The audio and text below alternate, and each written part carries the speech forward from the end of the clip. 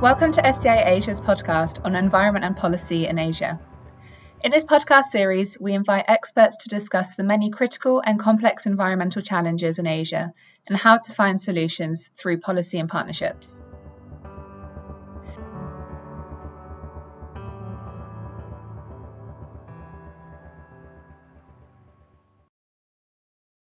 Hello everyone and welcome to this episode of the podcast. My name is Jessica Slater. I'm a researcher at the Stockholm Environment Institute based at the University of York in the United Kingdom. And I'm a member of the Air Pollution and Climate Change group here, where we work and do research on various aspects related to air pollution and climate change. And in particular, I've got interest in the impact of air pollution on health. In this episode, we're going to talk about one of the projects that we've been working on with the Ministry of Environment in Cambodia.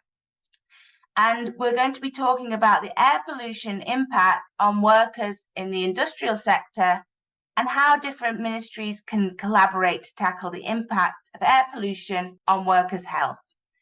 And specifically, we're going to be talking about the garment industry, which is a major industry within Cambodia. So our guest today is Chandath Him from the Air Quality and Noise Management Department, based at the Ministry of Environment of Cambodia. Mr. Chandath, welcome to the podcast and thank you for being here today. Thank you for having me.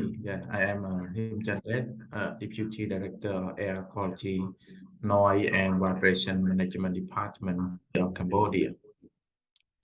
So, can we start a bit with you telling us about your role and what your department does and is responsible for in Cambodia? Yes, of course, the Department of Air Quality, Noise and Vibration Management is under the management structure of the General Directorate of Environmental Protection of the Ministry of Environment of Cambodia. So I would like to highlight some main duty and responsibility of my organization as following. We are responsible for develop policy, regulation, planning, legal document, and guidelines related to air quality protection, indoor and ambient air quality, emission standard from mobiles and stationary source, as well as vibration and noise from mobile and non-mobile source. And we also monitor and evaluate ambient air quality, indoor air quality, noise and vibration. We conduct study and disseminate the type, level, and hazard of air pollutant admitted into the atmosphere and indoor.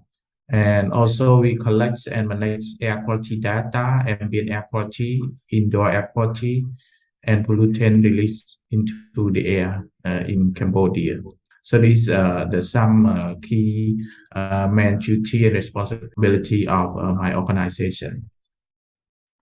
Thank you very much. And I know that air pollution is a real issue for people's health and specifically in Cambodia. So it sounds like a really important job that you're doing. What would you say that the key focus sectors have been in terms of controlling air pollution in Cambodia? I know you recently published Cambodia's Clean Air Plan with various measures looking at specific sectors. So what are the key focus sectors that you tend to look at when you're trying to control air pollution in Cambodia? The key focus sector on air pollution management in Cambodia, according to Clean Air Plans of Cambodia that we recently developed, is issued in 2021. So in general, the largest sources of air pollutant and spotlight climate pollutant in Cambodia are coming from the transport sector, following by electricity generation, industry process, and residential sector. So tracking to the source, specifically main air pollutant, it shows that residential sector is the largest source of PM 2.5 and black carbon, following by charcoal making and transport. While the transport sector is highly contributed to emission of nitrogen oxide, carbon monoxide, carbon dioxide, and electricity generation is the second contributor of carbon dioxide following industry process sector. And the main source of sulfur dioxide is from electricity generation in industry as well. So there's quite a lot of work to do then to improve air quality with all the source sectors of air pollution. But as well as your department within the Ministry of Environment, how much collaboration is there between the different ministries to address these cross-cutting issues, such as the impact of air pollution, for example, on health and also on jobs, on workers?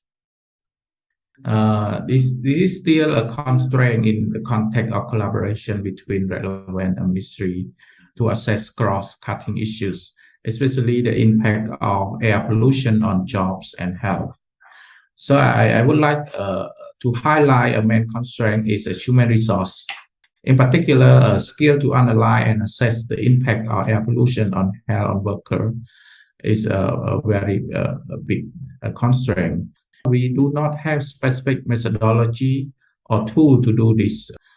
However, a well cooperation between relevant agencies to deal with the tasks are seen from the past and in the future as well. We develop regulation and policy on, for example, climate change mitigation. And recently, the one that we just finished is developing our clean air plan. So the main concern is human resource, but to bring scientific data and also to make this happen is still a big constraint. Thank you very much. And now we're just going to have a few questions specifically about the project that your team have been working on in collaboration with us at the Stockholm Environment Institute, both in the York and the Asia Centre. And this project as a whole was interested in the impact of air pollution on workers, the occupational exposure that people are experiencing because of the work that they do. And it was linking specifically to vulnerable groups such as women, ethnic minorities, and so on. So within your study, Mr. Chandath, you were focusing on workers in the textile industry. Can you give us a bit of an overview of what the issue is in terms of garment factory workers? And what were the findings from your study in terms of understanding the air quality or the air pollution coming from garment factories and what impact that might have on workers? Yes, it's a very interesting research. Also, it's the first time we conduct like a research to collaborate with Stockholm Environmental Institute in terms of health impact from air pollution in the context of the garment worker in textile industry. So through the research, the findings show that 16 factory survey, the air quality is in good condition. However, the size of or the number of factories still very small, only 16. In particular, we have around 700 textile factory. So the scope of the survey only 16 factory. So due to the limitation of time and resource. Through the surveys, it shows that it's not cover all aspects of the factory yet. And the factory that join the survey are based on the principle of willing to join. So this might explain that the under standard factories still operates but are not willing to join the survey. We would like to expand the understanding, so at least more factory, at least 50% should be included for the next survey, and spot check or ping selection should apply for ensuring the various air quality condition and health aspect of worker in factory in Cambodia can be explored. Thank you very much. And I think you're right that maybe 16 factories wasn't enough to fully understand, but it was a it was a very short time scale of a project. So I think the work that you did was very impressive within that time. So within the study, I know you were asking the workers and the employers about the working conditions for the textile workers. Did you find anything about how the employers ensure that there are good working conditions for their workers? Yes, of course, because according to our survey, they provide a good condition for worker because their product need to sell in Europe, also American and developed country. So they need to comply with environmental and safety standards. And those factories also, they are the member of ILO. So as I mentioned before, because our survey based on willing to join the survey, it might be explained that the understand that factory still operate but not willing to join. So this is one of the challenge. If we have more resource for the next time, we should select more factory. Thank you very much. I'm sure it's a very difficult task, but yes, it sounds like there's lots of textile workers, and garment industry is a big source of income in Cambodia. So ensuring that the workers have good working conditions is essential. So I think you've already answered this question a bit, Mr. Chandath, but my final question within this podcast is, what will your department be doing with the information that you found in this study?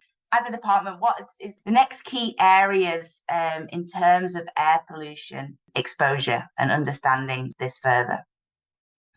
Yes, from the finding is very useful. So the finding can contribute to more insight of policy and regulation development of the Ministry of Environment of Cambodia, especially in the regard of air quality and health protection for workers in the factory.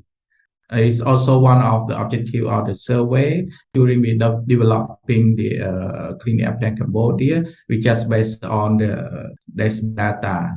The real data we get this time from 16 factories. It will improve the database of emission from industry in Cambodia. And also the department will share the finding to all relevant stakeholders such as government agency, non-governmental organization, international non-governmental organization, to ensure the information and data obtaining from the survey can contribute to policy regulation development and promote cooperation between and among the stakeholders for improving air quality and health conditions of workers in textile industry in Cambodia. For the next plan, we will work with relevant stakeholder and also donor to expand the research so we can understand more the situation, and we will improve the condition of textile in Cambodia. Thank you very much. I'm hoping that this work as well will expand our knowledge of understanding emissions coming from the industrial sector, including both air pollution and, of course, greenhouse gas emissions. It's been really interesting to be working with you on this study and to hear more about the results and what's going to be done in the future in this area in Cambodia. And I hope it's been a useful research project, and I hope the listeners to this podcast have potentially learned something about air pollution exposure for garment factory workers. The results from the work that Mr. Chandath and the Department of Air Quality and Noise Management within the Ministry of Environment in Cambodia could also be relevant to understanding garment factory workers within other countries as well. But Mr. Chandath, I really appreciate the time that you've spent with us today and your willingness to share your knowledge and experience. So thank you very much. Yes, thank you very much, Jessica.